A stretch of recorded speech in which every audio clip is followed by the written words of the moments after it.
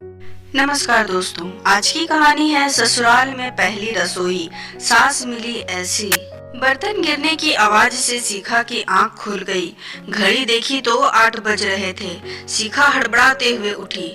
उफ, मम्मी जी ने कहा था कल सुबह जल्दी उठना है, रसोई की रस्म करनी है, और मैं हूँ कि सोती ही रह गई। अब क्या होगा पता नहीं। मम्मी जी और पापा जी क्या सोचेंगे, कहीं मम्मी जी गुस्सा ना हो जाए। हे भगवान, उसे रोना आ रहा था और शिखा बहुत ज्यादा डरी हुई थी। मन ही मन सोचती है, कहा था दादी ने, ससुराल है जरा संभल के रहना, किसी को शिकायत का मौका ना देना, नहीं तो सारी उम्र ताने सुनने पड़ेंगे। सुबह सुबह उठ जाना, नहा धोकर साड़ी पहनकर तैयार हो जाना, अपने सास ससुर के पांव छूकर उनसे आशीर्वाद लेना। कोई भी ऐसा काम ना करना जिससे तुम्हें या तुम्हारे माँ बाप को कोई उल्टा सीधा बोले।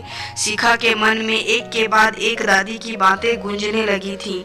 किसी तरह वह भाग भाग कर तैयार हुई। ऊंची नीची साड़ी बांधकर वह बाहर निकल ही रही थी कि आईने के सामने अपना चेहरा देखकर वापस भागी। न बिंदी न सिंदूर, आदत नहीं थी तो सब लगाना भूल गई थी। फिर बिंदी सिंदूर लगाकर कमरे से बाहर आई।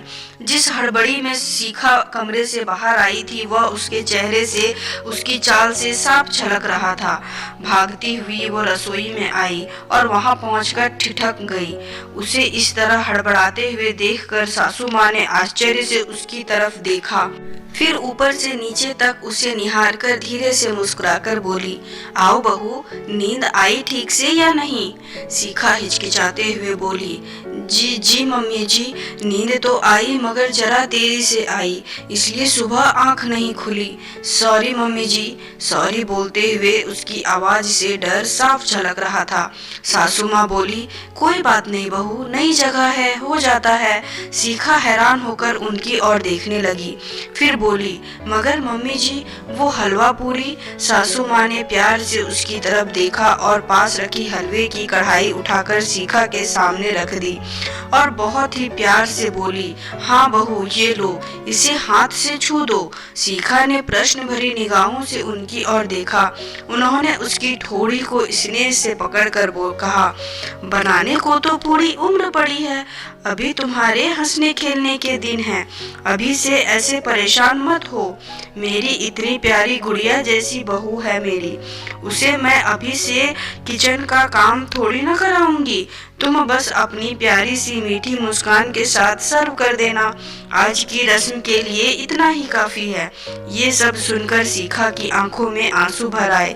वह अपने आप को रोक न सकी और लपक कर सासू माँ के गले लग गई और बोली रोते हुए, मैं आपको माँ बोल सकती हूँ? और सास बहू दोनों ही भावुक हो गए।